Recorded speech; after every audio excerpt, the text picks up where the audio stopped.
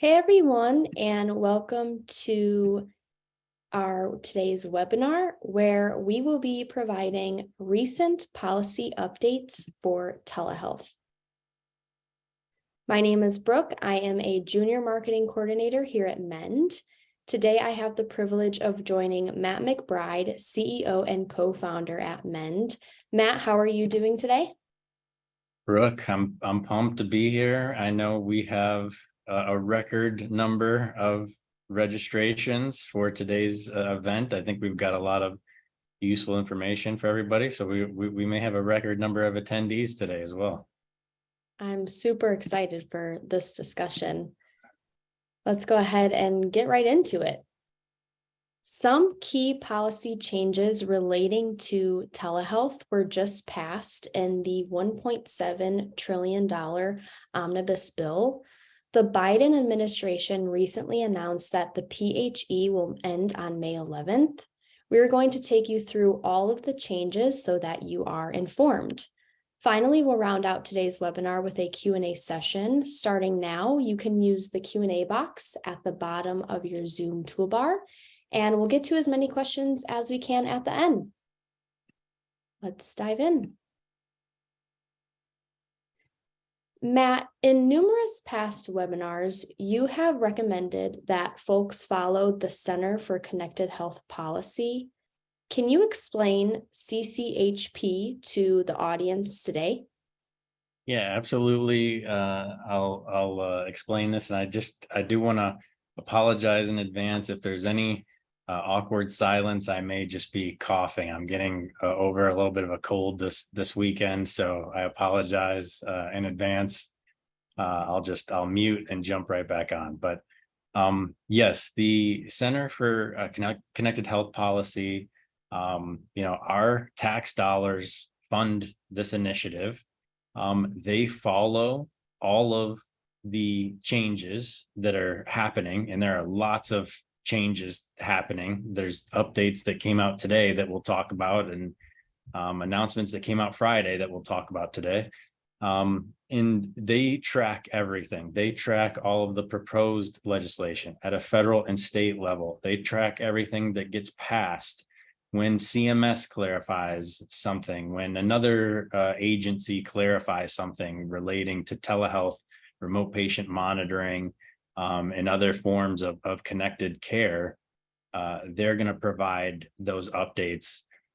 So it's going to be a great source to follow any changes that happen, because this is a very fluid situation right now with the public health emergency coming to a conclusion on May 11th. So if you are not on their email list, their email updates are tremendous.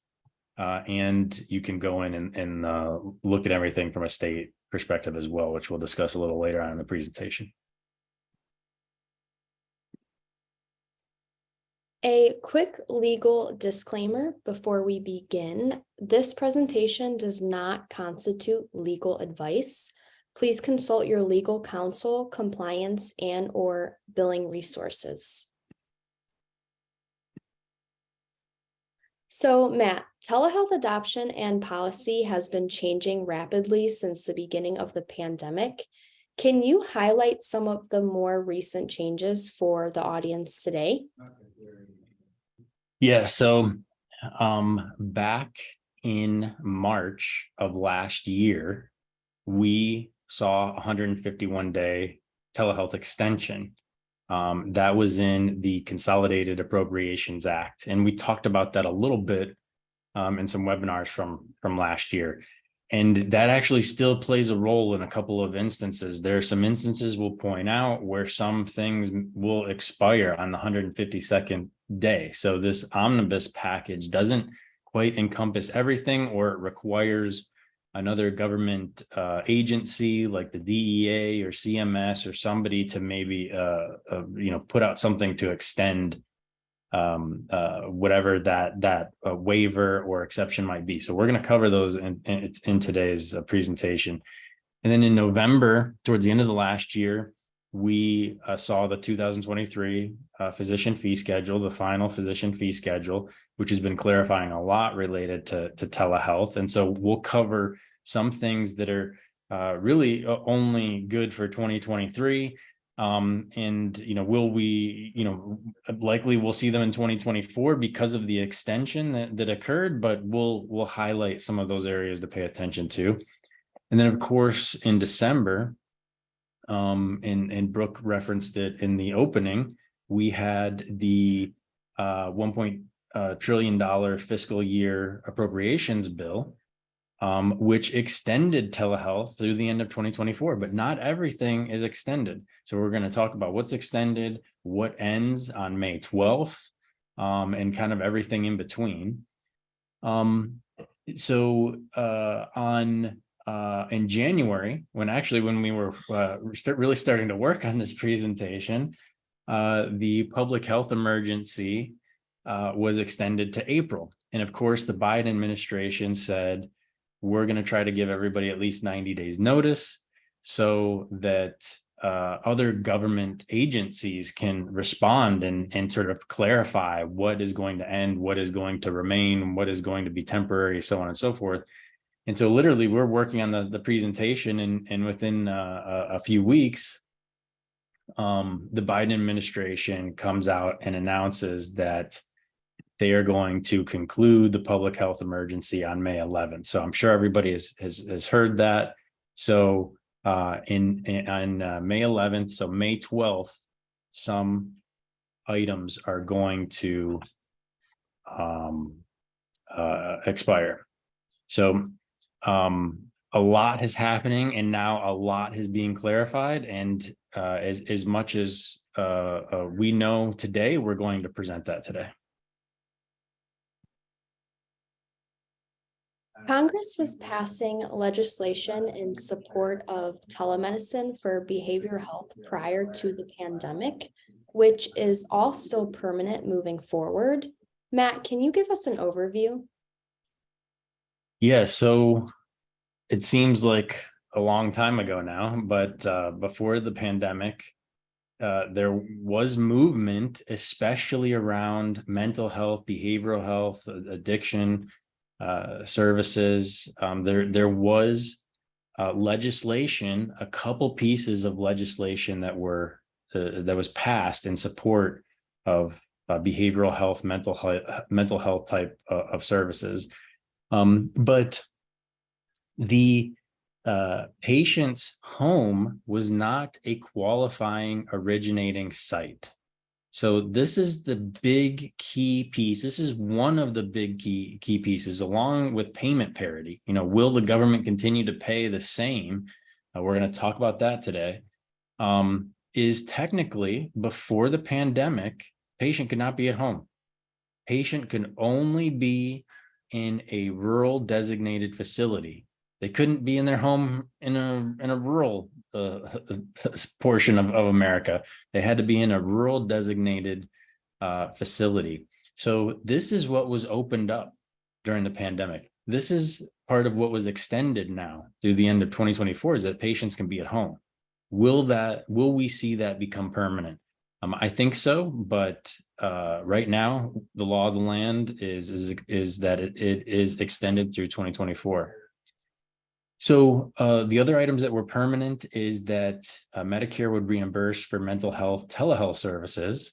So the patient could be at home, but an in-person visit was required, which of course has been waived, and we'll get into that during the extension through 2024. And then also Medicare was allowing federally qualified health centers and rural health clinics to offer telehealth services to patients remotely for mental health visits as well. So this is what was permanent before we got into the pandemic. A couple slides back, we touched on the telehealth extension through 2024 and the 2023 Omnibus Appropriations Bill.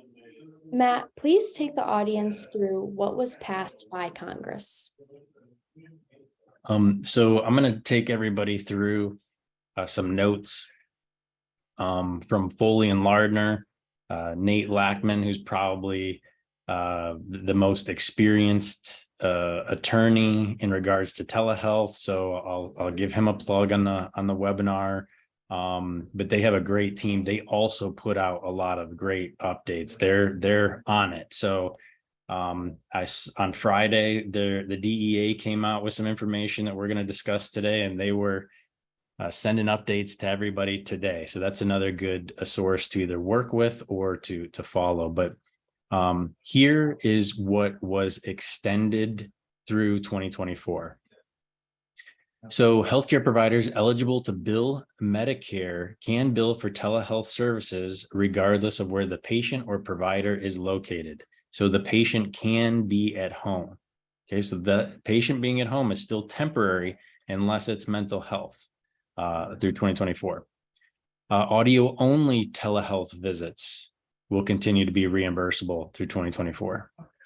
The list of providers eligible to deliver telehealth services remains expanded to include physical therapists, occupational therapists, speech language pathologists, and audiologists. So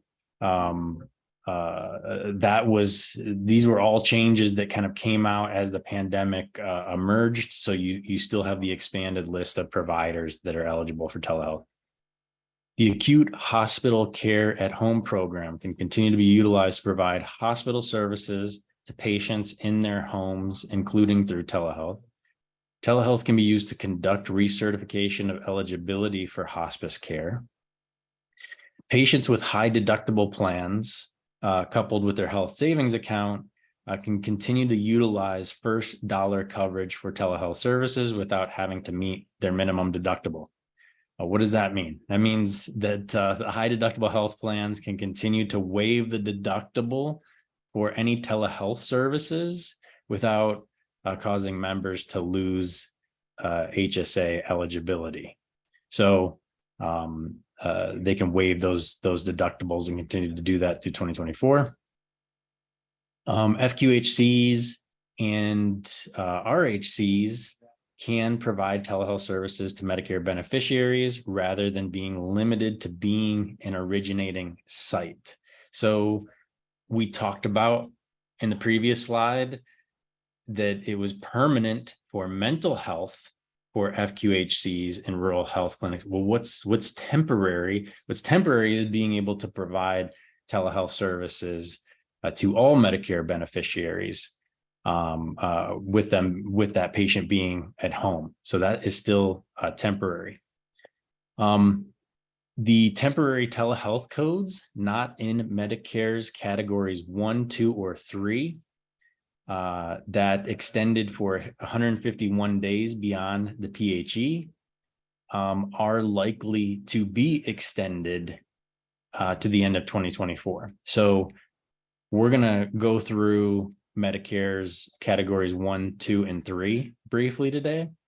If you are billing for any temporary telehealth codes, technically those are extended 151 days.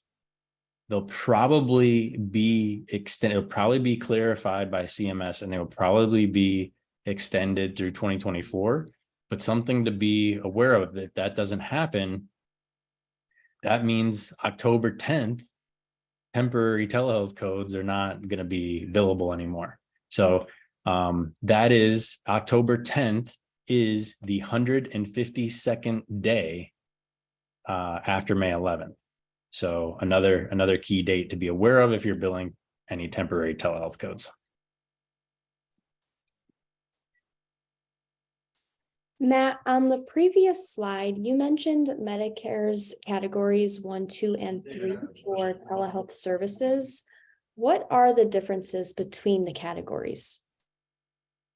Yeah, so just so everybody knows, in the final 2023 physician fee schedule, there are different categories of telehealth services. So to define those, you have category 1. So these are similar to professional consultations, office visits, and or office psychiatry services that are currently on the Medicare Telehealth Services list. So basically, they're offering offering care through telehealth is the same as in person. So really what these categories come down to is, hey, is there risk of quality of care? Is there risk of lowering patient outcomes or maybe causing more harm, right? So if you look at the other categories, it starts to make a little bit more sense. Category 2 is evidence of clinical benefit if provided as telehealth. Maybe it's actually better.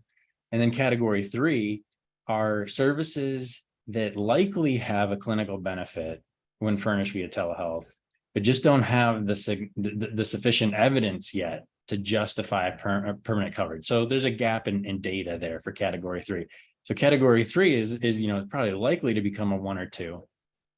And then of course you've got the temporary codes that we talked about. So they have allowed these services to occur through telehealth because of a public health emergency, but there may not actually be any evidence to suggest clinical benefit to continue to offer those through telehealth. So those temporary codes expire October 10th unless CMS provides further guidance. To make things even more confusing, some aspects are permanent, some extend through 2024, some extend for 151 days, and some apply to the full calendar year in which the PHE ends. Matt, please explain. So we do send everybody these presentations after, and we do send everybody the recording, because this is by far one of the most this is healthcare and this is government, right? There's lots of confusion and things are going in different directions. So what are we talking about here? We're talking about items that end this year. Why would they end this year? Well, these are items that were part of the 2023 final physician fee schedule from CMS. So we could see these in 2024. But right now, we only have the 2023 physician fee schedule. So these are maybe some hot items that you'll want to watch out for and pay attention to. So first, we have the category 3 telehealth codes. Those technically remain reimbursable through the end of the year. So let me just remind you what category 3 is that we covered on the previous slide. So category 3 are services that are likely to have a clinical benefit when furnished via telehealth, but lack sufficient evidence to justify. So the category 3 is where there's a gap in the data. So we could easily see the 2024 proposed physician fee schedule come out and see category 3 codes in there. The next is virtual direct supervision scheduled to end this year. So in the 2023 physician fee schedule, CMS declined to extend this temporary policy beyond the end of the calendar year in which the PHE ends. So this one, you're probably not going to see it in 2024. So a virtual direct supervision likely over in 2023. Now, a massive one. Okay, this is one everybody should pay attention to. Okay, Medicare payment parity. What is payment parity? Medicare pays the same for an equivalent telehealth service as if it were offered in person. So payment parity is paying the same as an in-person office visit.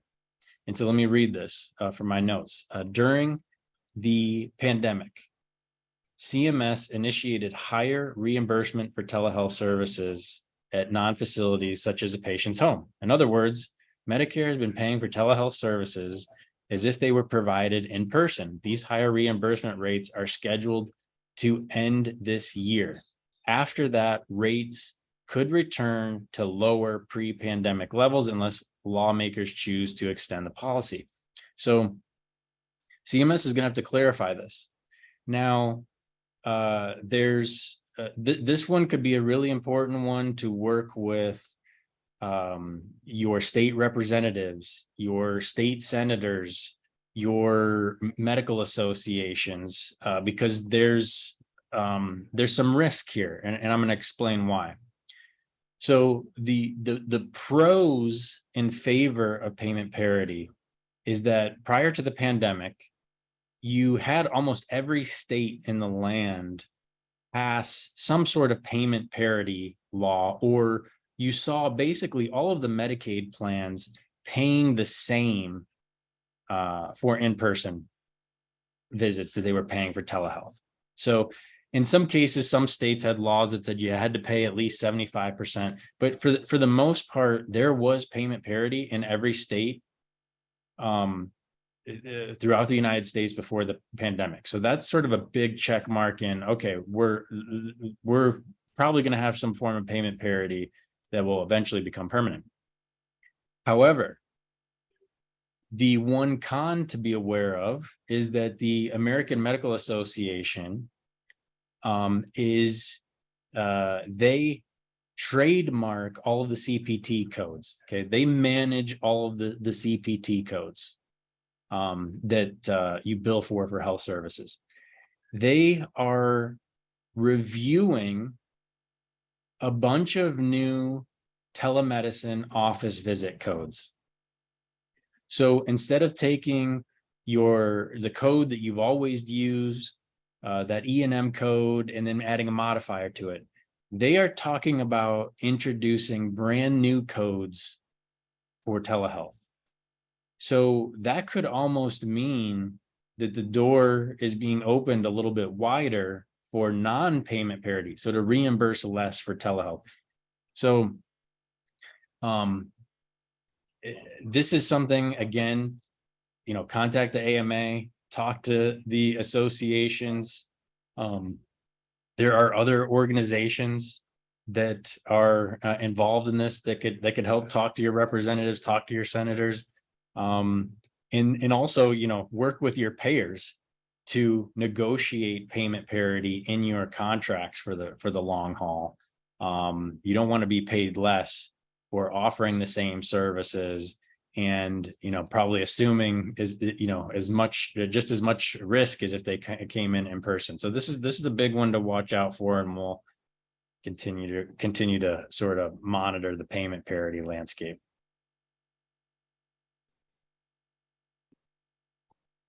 It is now time for a quick audience poll question. Let me go ahead and get this up for you guys. Okay, the poll question should be appearing now, and we'll give everyone about a minute to answer. Once everyone is done, I will share the results with all of you, and then we'll continue with the webinar.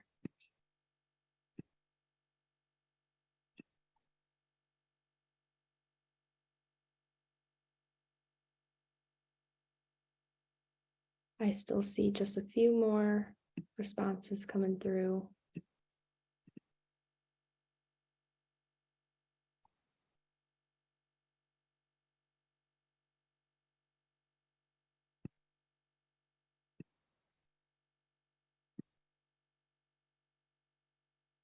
Okay, Matt, what do you think about these percentages that are coming through right now? It may have cut out for me on my headphones for a second. What do the results look like? So we have most of our respondents are coming through with more than 25%. And then with 40% respondents there. And then 76 to 100%, we have 27%. respondents chose that. Yeah, I mean, so there's a significant amount of people being helped through telehealth with our audience today. So I think the payment parity is definitely something to watch out for. But yeah, that's a lot. That's a lot of folks offering a lot of telehealth. So that's really encouraging to see. Thank you everyone for your participation, and we will continue with our discussion. It has become increasingly urgent for providers to start preparing themselves for the end of the COVID-19 public health emergency in 2023. Matt, when the PHE ends this year, what will end right away? Yeah, so not everything is going to survive and make it to May 12th. So one of the items that is not going to make it to May 12th, I haven't seen anybody talking about anybody proposing anything different, is the use of non-HIPAA compliant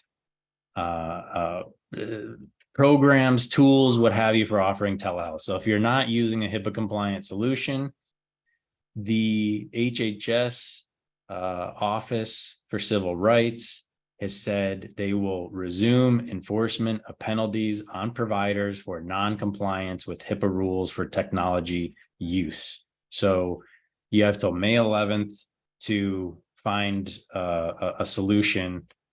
If you're still using anything that's non-HIPAA compliant, or if your providers are using anything non-HIPAA compliant like FaceTime, WhatsApp, Skype, all of these other types of services.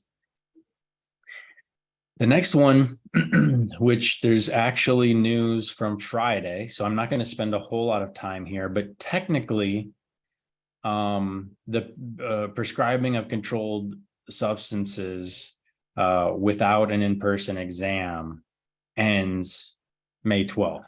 So, typically, the DEA has been slow to talk about telehealth and telemedicine. But they actually have made some proposals on Friday, and we're going to talk about that on the next slide.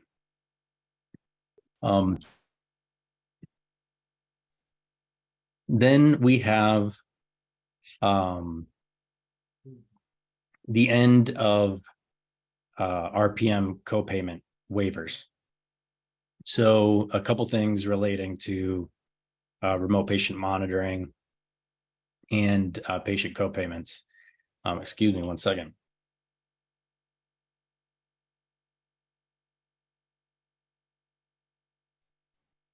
All right, sorry, recovering from a little bit of a cold this weekend. So you were allowed to waive copayments for certain types of technology, like remote patient monitoring. So that's going away. And then RPM services will again be limited to established patients only. So during the PHE, CMS waived the established patient requirement and allowed practitioners to bill for remote patient monitoring for new patients. When the public health emergency ends, CMS will require that remote patient monitoring only be furnished to established patients. So another key, sort of three key areas that will end on May 12th. Matt, on Friday, the DEA released breaking news on a new proposed rule. What can you tell us about that? Yeah, so I think this could be important for anybody that is prescribing controlled substances. So I'm just going to read a couple notes, and this is a great slide, I think, that goes to the scenarios here. So this is from Friday. A lot of the news wasn't even coming out until this weekend, but so this is from the Hill. The Drug Enforcement Administration announced on Friday that is proposing rules to make many flexibilities for telemedicine that were established amid the COVID-19 pandemic permanent with certain safeguards. The DEA said in a release that the rule will give patients access to virtual therapies beyond the end of the COVID-19 public health emergency, which is scheduled to conclude in May. And then from the New York Times, we have the Biden administration commenting. The Biden administration on Friday proposed tighter limits on the online prescription of some medications, including the attention deficit hyperactivity disorder drug Adderall and highly addictive opioids such as oxycodone. And they said that the new regulations, which would require healthcare providers to have at least one in-person visit with patients before prescribing or refilling certain drugs, would take effect after the public health emergency for COVID ends on May 11th. So the DEA also put out a really nice infographic here. So again, we'll send the presentation out to everybody, but just to cover it real quickly. So if you've seen your medical practitioner in person, you can prescribe through telehealth. If you've seen another medical practitioner in person who referred me to a new medical practitioner, everything can be prescribed. If you haven't seen a medical practitioner in person and you need a schedule 3, 4, 5, you can be written a prescription for 30 days.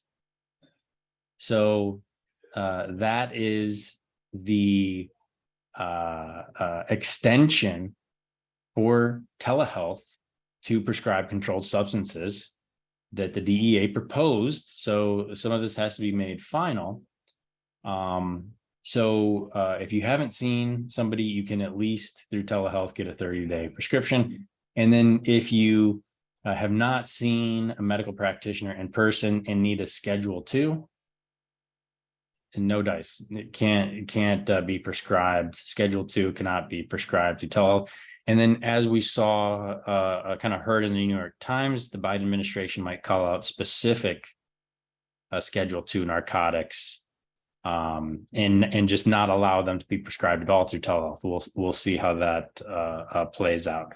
But this is most likely going to be what will be permanent after, from May 12th and beyond. Matt, given that we are covering all recent regulatory changes around telehealth today, for quick reference, can you explain the Mend telehealth software to the audience today? Yeah, absolutely. So we saw that HIPAA compliant, the waivers around the use of HIPAA compliant technology, that ends May 12th. So with Mend, telehealth is one of many things that we do. Telehealth is very easy for patients. We send a link, they put in their date of birth, they connect through audio and video on any device. So their mobile phone, their tablet, their computer, their Mac, their Windows, doesn't matter. It's all secure, it's all HIPAA compliant. So it's super easy for anybody to use. And then we also provide instant technical support as well. So if anybody has trouble connecting, and I think what customers really like about the frictionless solutions that we provide is they see no-show rates drop into the single digits for those telehealth visits. So across all of Mend in 2022, our telehealth no-show rate was 7.4%. So, telehealth is a great way to encourage compliance, encourage patients to stay in care, and to reduce no-show rates. Matt, additional updates came out today from the CCHP. Can you take the audience through those updates? Yes, so some additional updates just came out today in regards to FQHCs and rural health clinics. So I'll read you some of the notes from the CCHP, since I was literally just adding this into the presentation an hour or two before the event here. So CMS recently released an update to the policy manual for rural health clinics and federally qualified health centers. So here are a summary. Here's a summary of the changes that affect telehealth in that manual. There may be other changes that affect other aspects that we're not covering in today's presentation that you may want to look up. But the first is it defines a mental health visit as a face-to-face encounter or an encounter furnished using interactive real-time audio and video, which was permanent before the pandemic, or it also allows for audio only interactions in cases where the patient is not capable of or does not consent to the use of video technology.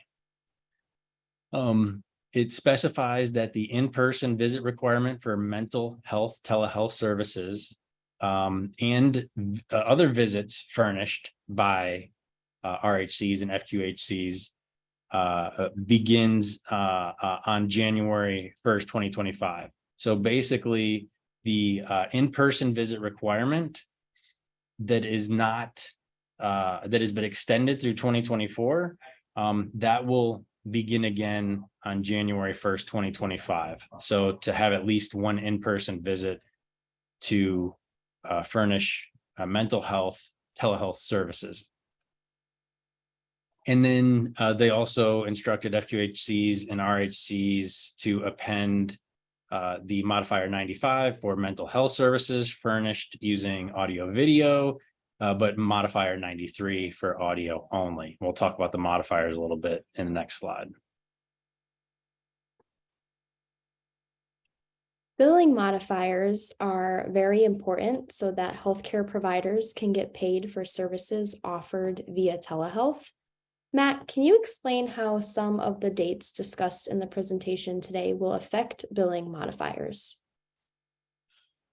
Yeah, so we'll just go through some of these really quick. So the main modifier for audio video is 95 with a place of service of 02, which is on the next line there.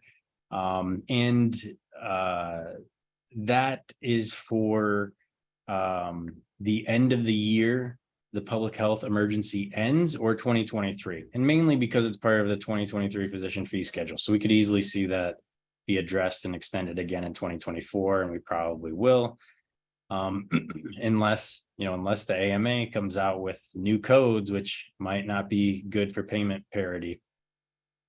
So you have the O2 modifier, which is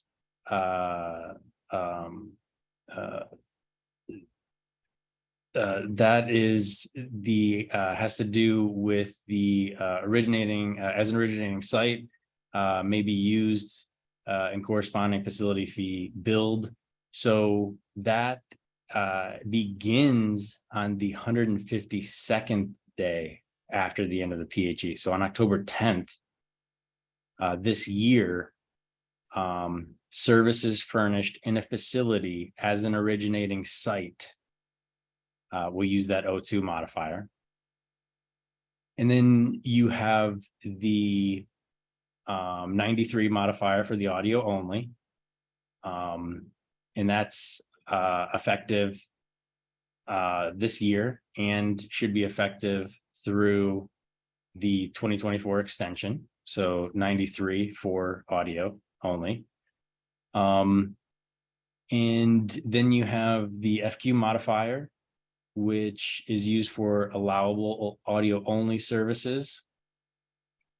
So that is for this year and should extend through 2024 as well. You have the 93 modifier, also audio only for mental health. Again, this year should be good for next year. And then you have the FR modifier for supervising practitioners on any applicable telehealth claim when direct supervision provided for services using real-time audio and video technology. So that's a relatively new one that I believe was introduced in 2023. So just something to pay attention to. Some of the modifiers could potentially change, like that O2 modifier for originating sites could change starting October 10th. Matt, thank you for giving an overview of the modifiers in the final 2023 physician fee schedule. What else was addressed in the CMS fee schedule relating to telehealth? Yeah, so I'll move quickly here because I know we've got a lot of questions to get to. But some other items addressed in the fee schedule. There was an OTP intake add-on code, remote therapeutic monitoring, brand new this year, HCPCS codes for that. The originating site fee changed this year. The fee for that changed. You have the addition of a new G code for a virtual check-in for 11 to 20 minutes now. So that G code is new. CMS is also giving a little marketing shout out to any providers that provide telehealth. And this actually went live just a couple weeks ago. So in the physician compare finder that CMS offers, if you offer telehealth and indicate to CMS that you offer telehealth, they will display that so that patients can find you and see that you offer telehealth. So those telehealth indicators are live now as of just within a couple weeks. And then you have the virtual presence of direct supervision, which ends the end of the calendar year when the PHE ends, which we've already talked about a little bit. Matt, most of the states have been very fluid in regards to changing telehealth policy over the course of the pandemic.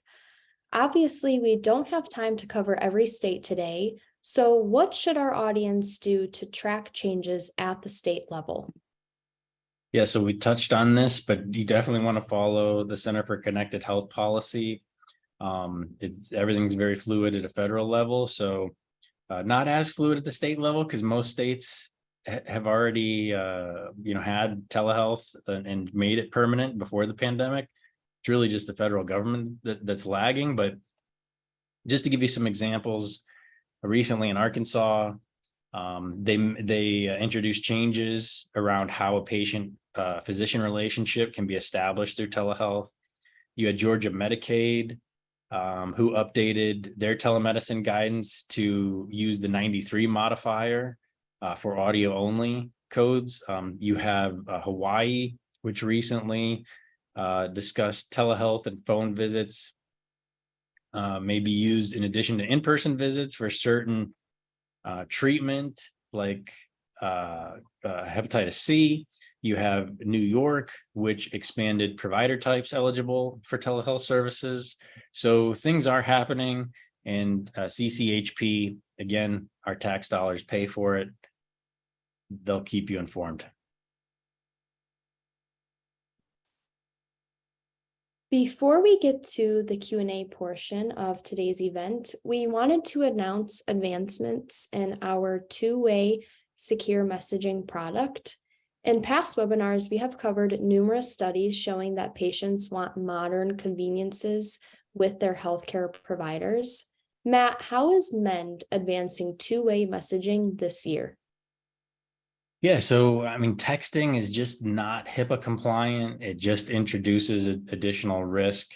With as easy as we make it for telehealth, you put in a link, date of birth, you can have secure two-way communication with a patient, exchange files, so on and so forth. So not only can you message back and forth, but you could do entire visits this way as well. So imagine no-show rates if there's no scheduled encounter any longer. It's now offering some services over messaging visits. So we've made it really easy to communicate securely in a HIPAA compliant way, and that's available now.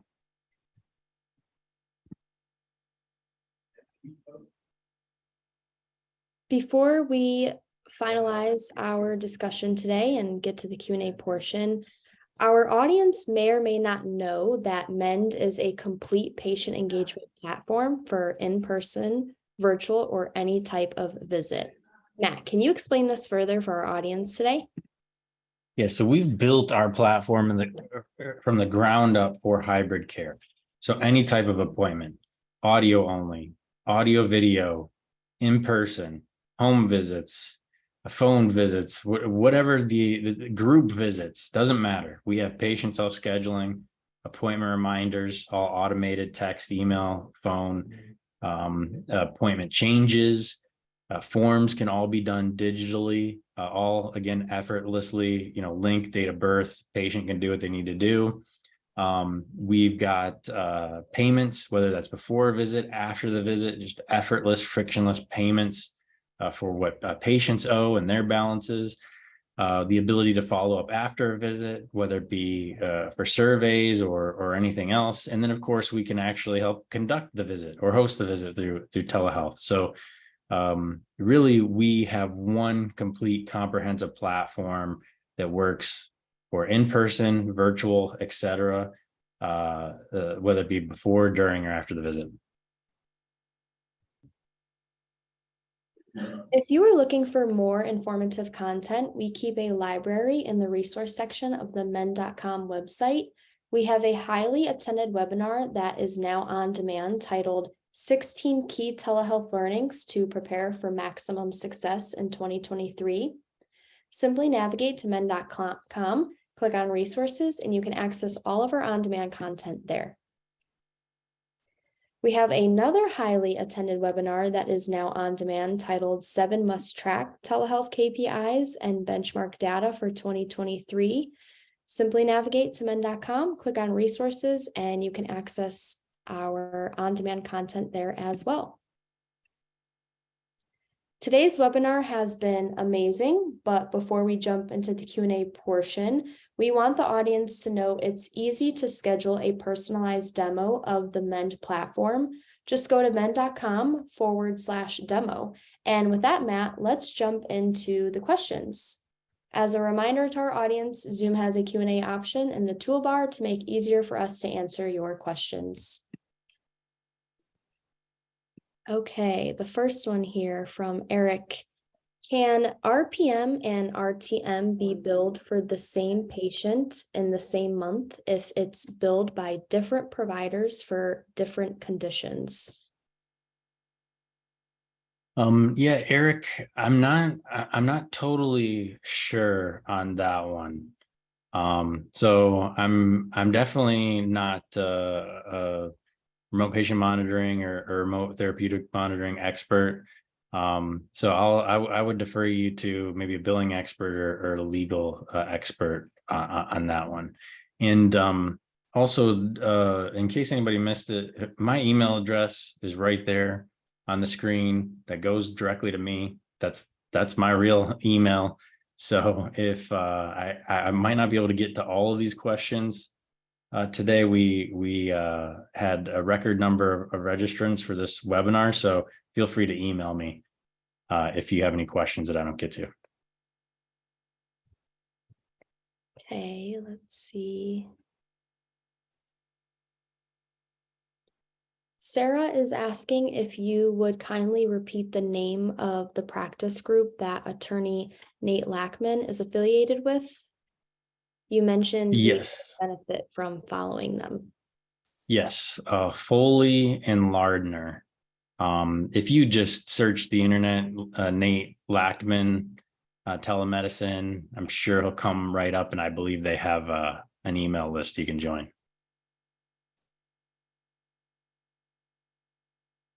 Abby is asking, how does this affect clinics that have only telehealth providers? So let's see here. Then I would just kind of make an assumption here that the question is in regards to the in-person requirements. Now, without knowing the type of practice that you have, Abby, I think it's still the in-person requirement is still being debated. especially for mental health services in particular. But I have not, it's extended through 2024. So what will permanent look like? Permanent may require in person, right? We have until 2024, or you have until 2024 to work with your representatives, senators, associations, lobbying groups to get involved and make a case for being completely virtual. But there's a high probability, considering some of the medications that get prescribed and looking at what the DEA is proposing, there's a high probability that there is going to be an in-person requirement. So, maybe that's a partnership with another organization. Not sure, but that could go away, and in-person could be required. Gail is asking, will Medicare replacement plans follow through 2024 with CMS's plan for extending? Any work on commercial players? What was the name? Gail, I may be mispronouncing it. I'm just trying to find that question so I can look at it too. At the back at the top. Okay. It's will Medicare replacement plans follow through 2024 with CMS's plan for extending any work on commercial payers? I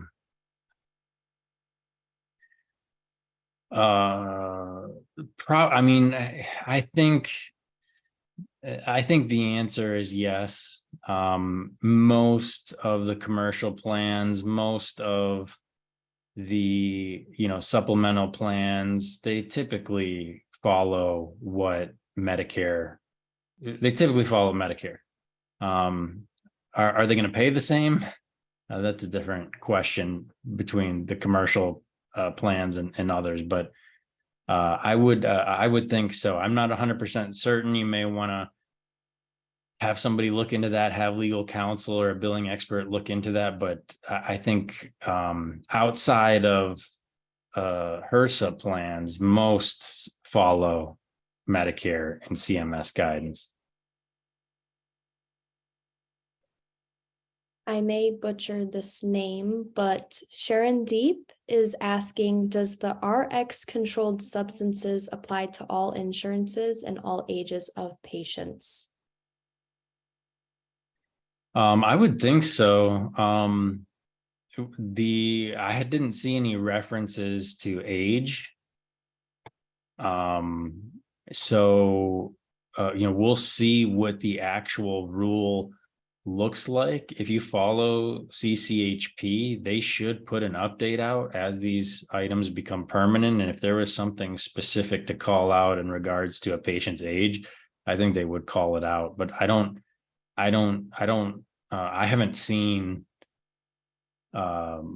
really much in any of the regulatory rules around telehealth and the age of the patient, really. So I would assume that it will probably cover all ages. Cynthia is asking, virtual presence for direct supervision, only physicians or other licenses, or does it depend on state? Yeah, good question. I mean, the states, the state Medicaid plans could call out something different for virtual presence. So if you go to CCHP, the Center for Connected Health Policy, and you look up your state, they will call out, not only that, will they have all of those specifics, but they will link to the actual statutes or the actual letter of the law. They'll provide the exact links to actually, take you right to what the law says as well. So there could be there could be some differences at the Medicaid level when it comes to virtual supervision. I mean, look, you want to talk about differences. Most Medicaid plans accept the patient's home as a qualifying originating site, and Medicare still has not made that permanent. So there can be some differences. Absolutely. We have another question from an anonymous attendee. Do these laws about prescribing Schedule II drugs also apply to patients who are seen in office, but the provider is telehealth? Yeah, let me just take a second and pull that back up, and I'll just read you again what it says. So I have not seen a medical practitioner in person and need a Schedule II medication or narcotic. Prescription cannot be prescribed via telehealth. So must see a medical practitioner in person before prescription. So it sounds like you can prescribe it over telehealth as long as there was an in-person visit. Now, this is the proposed rule. And some of this was extended through 2024 recently. So we'll kind of have to watch out for the final rule, but it looks like, based on what this is saying from Friday, is for Schedule II, you just can't be prescribed the 30-day prescription. Once you have the in-person visit, you've established the relationship, and maybe it'll come down to seeing the patient in person once a year or every 6 months. Then it does look like you can continue to prescribe via telehealth.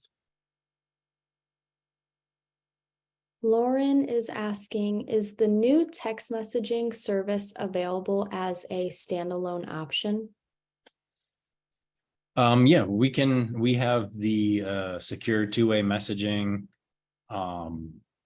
Every part of our platform, we kind of showed the whole patient journey, but each part can be set up and implemented a la carte. So if you just wanted the two-way secure messaging and you meet our sort of minimum organization size requirements, then you could absolutely use that on its own without using any other aspects of the platform. Okay, I still see quite a few questions flowing through. I know we're coming close to the end of the webinar here. Matt, is there any other questions that you see that you want to prioritize answering off the top of your head before we close out on our webinar? Yeah, I mean, looks like there's several questions in regards to being 100% telehealth. And some of that's going to vary, right? If you accept insurance, there could be an in-person requirement at some day, especially if you want to prescribe anything that's Schedule 2 through 5. However, if you're a concierge practice offering cash pay services, I mean, you could stay 100% virtual. So right now, some of those, it's okay to still be 100% virtual. That may change. So that might be something to start planning around. But there was definitely a couple of questions and concerns relating to that. So I hope that's helpful. If I can clarify anything for anybody else, again, my email's on the screen. Like I said, this is my real email. It goes to me. So I will do my best to answer any questions or try to direct you to the right resource to get the answer to your question. So definitely feel free to reach out anytime. Matt, thank you so much for answering everyone's questions today. As we said earlier, we had a huge audience today, which we are very excited and proud about. And again, you guys can just reach out to Matt at men.com And any questions that weren't answered or you would like a further explanation, he'll be more than happy to answer those questions for you. And that concludes our webinar. I just wanted to thank everyone for tuning in and joining Matt McBride and myself today. It's always an honor discussing this with you, Matt, and we hope you all tune in again next time. Yeah, thanks, Brooke. Thanks, everybody. Have a great day.